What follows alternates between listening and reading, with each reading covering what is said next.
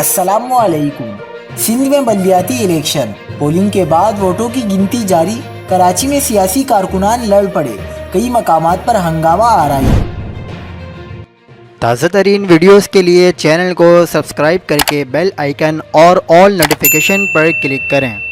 آپ کو بتاتے چلیں کہ کراچی میں بلدیاتی الیکشن کے لیے مجموعی طور پر تمام دن پولنگ پرامن رہی، تاہم گنتی کے دوران کشیدگی دیکھنے میں آئی۔ منگوپیر میں جماعت اسلامی کا پیپلز پارٹی پر دھاندلی کا الزام، صورتحال کشیدہ ہو گئی۔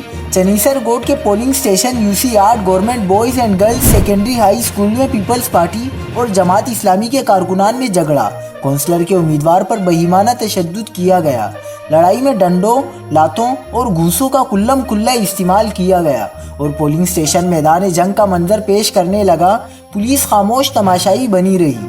کراچی کے علاقے گلشن معمار بلاک D میں دو سیاسی جماعتوں میں جھگڑے کے بعد پولیس نے PTI کے MP رابستان خان کو حراست میں لے لیا۔ اس دوران نامزد UC chairman Peoples Party UC12 Hilal Saeed پر مبینہ تشدد بھی کیا گیا، جنہیں اسپتال بھیج دیا گیا۔ مزید خبروں کے لیے دیکھتے رہیے حق پاکستان نیوز۔